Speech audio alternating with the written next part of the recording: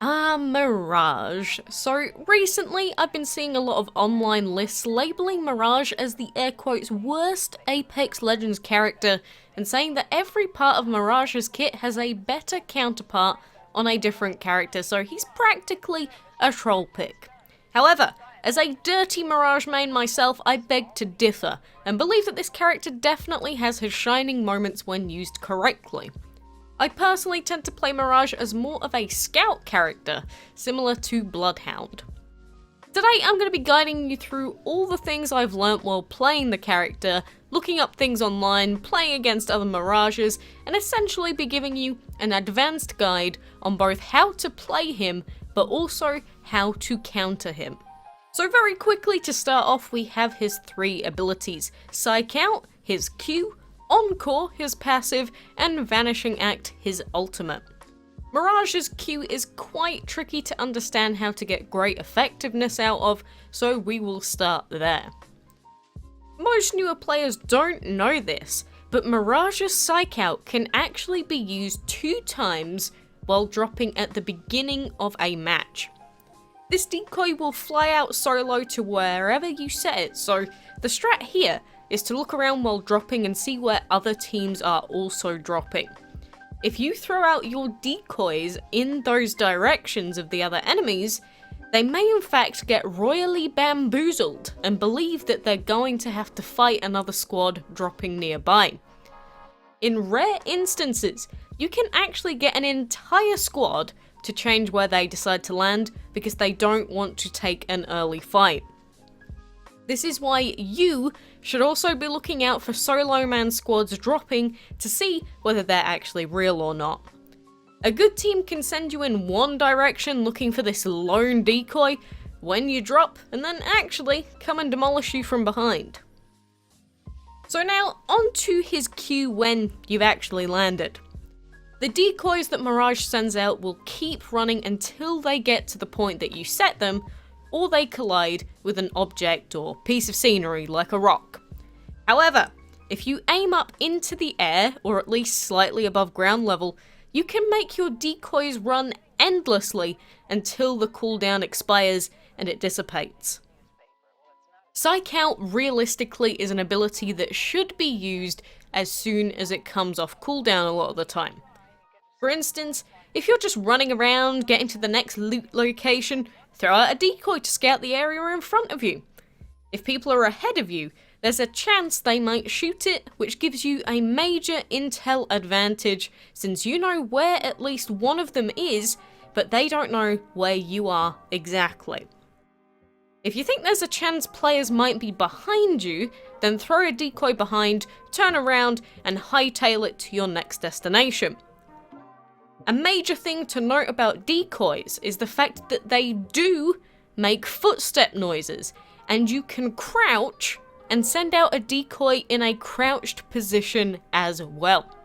Crouched decoys are super effective when thrown towards rocks, inside buildings, and in tight areas in general, so they just skim above the bottom of windows and rocks. This means that the more of a game sense based player you're playing against, the better your decoys actually become. Your enemies are going to be listening out for sound cues a lot of the time to determine where you are. If you know there's someone around a set of buildings, you can throw out your decoy along the wall, pretending as if you're about to enter the building, and a lot of the time, unless they can actually see you send the decoy, they have no choice but to try and contest it. So often this will result in you either hearing them move, or them outright shooting the crap out of the decoy. This means that sometimes it's a good idea to crouch up and down on the spot while sending out a decoy, so you don't make much noise. Meaning that they'll have no idea where you actually are. So against less experienced players, Mirage's decoys are almost a surefire way to get them to give out their positioning to you for free. However, more advanced players won't fall for you just randomly spewing out decoys in the wide open, and they will be able to track where you are based on the direction that the decoy came from. So to get as much value as possible out of your decoys and outplay both good and bad players, Think about how you as a player would approach an area.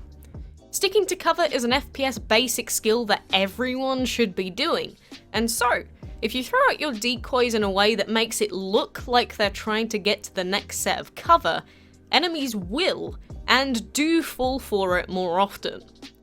If you're running up the side of a hill, for example, try and wait until you're covered on most sides by a rock, and then throw out your decoy in front of you, taking a similar direction to you. If you're having a close fight inside a building versus a squad outside, try and throw your decoy out the door to stop behind a piece of cover that you would expect yourself to use if you were either trying to push up to the enemy team or trying to run away from them. Decoys can be extremely powerful when used in long-range sniper battles, for example, because if you're taking cover, the enemy is only going to see the decoy come out of the side of the rock and assume that it's a player. You can use these few seconds to get in a dirty shot, or if you miss, at least you've established where they are now. So essentially, most of the power of Mirage's Psych Out comes from its scouting abilities. The decoys aren't going to run up to the enemy and start slapping them, so use them to establish enemy positions and get the advantage in teamfights. On to Mirage's Encore. So unfortunately, Mirage's passive is kind of meh right now, since he drops a decoy and cloaks when he gets knocked down. The problem is, in a lot of scenarios you're going to go down very close to an enemy. You know, if they have a peacekeeper in your face or something, and your cloak outline can actually be seen by enemy players entirely. This means that they might be slightly confused for about half a second, until you get insta-killed anyway.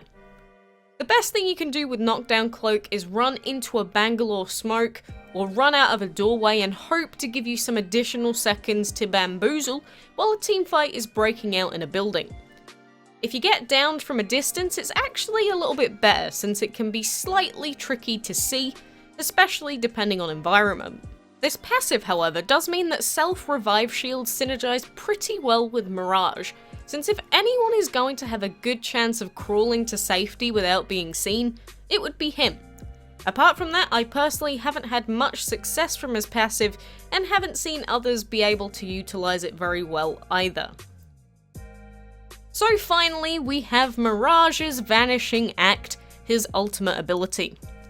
So when you ult, a number of decoys will deploy on the spot facing different directions, while you enter Cloak and go into stealth for a couple of seconds. So this ult can be used in a number of different ways depending on situation. It can be used very defensively, or it can be used to engage a team fight.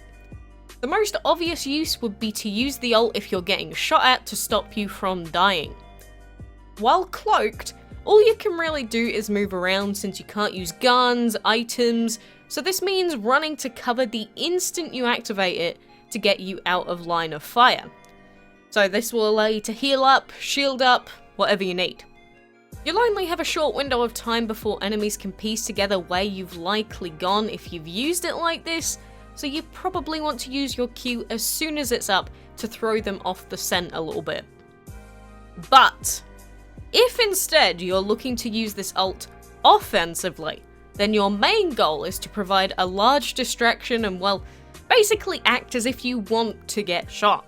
So you can buy your team enough time to get into a good position around the enemies and ready for a firefight. Communication is key for using this ultimate as optimally as possible, and while you're cloaked you can ping where the enemies are or have started running to.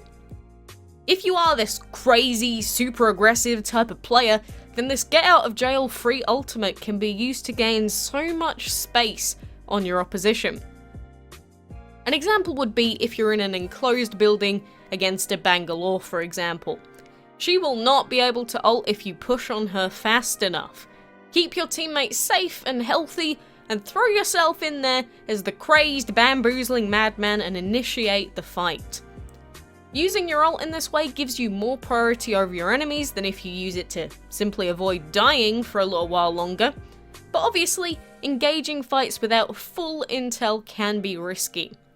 Your enemies should already be aware that if you're forced to ult, That's a few seconds of them being able to lace into your 2 squad mates without you being able to react and help them. So try and keep your team slightly split if you want to get full value out of this ult. So I did name a couple of ways to counter some of Mirage's kit or playstyles before, but Bloodhound in particular is not a character Mirage is going to have a great time against. Your decoy bamboozling is not going to work against the skilled Bloodhound, especially since most of them will end up engaging fights with their ult. I would suggest that your best friend when playing against a Bloodhound would be Chaos. If you play it slow and try to outsmart them, even though they can see exactly where you are going into the fight at a disadvantage. Honestly, throwing your decoys directly at a Bloodhound seems to work out a lot better. Throw nades, bait them into a room corner, try and distract them with decoy footstep noises, whatever you can to buy yourself some time.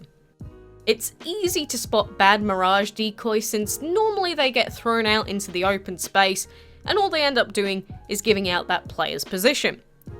If you see a Mirage running out into the open with only 3 squads left and it seems weird, it's probably a decoy, so try to establish where it came from, and then there's a good chance if you throw a nade in quickly, you'll probably end up hitting someone. But if you don't have any nades, a lot of the time it's actually just a good idea to shoot the possibly decoy, because it only takes 1 shot to establish whether it is a decoy or not. And if it isn't a decoy, you just get flat damage off. That is the sucky part about playing against Mirages. Only they know for 100% certainty what's real and what's not, so they will always have a little bit of an upper hand when it comes to scouting an enemy team's position.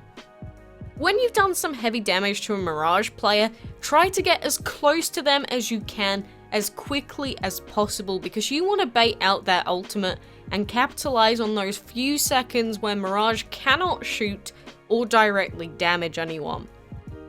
So that is everything I have to share with you for now. I'm sure there's probably something I missed or some new tech is going to come out eventually, but this is everything I've put together so far, and honestly, I've had quite a bit of success in solo gameplay with Mirage too, so don't let anyone tell you that my boy is useless. Let me know if there's anything I did miss, but either way, I hope you at least learnt something new or considered a new way to play with Mirage today.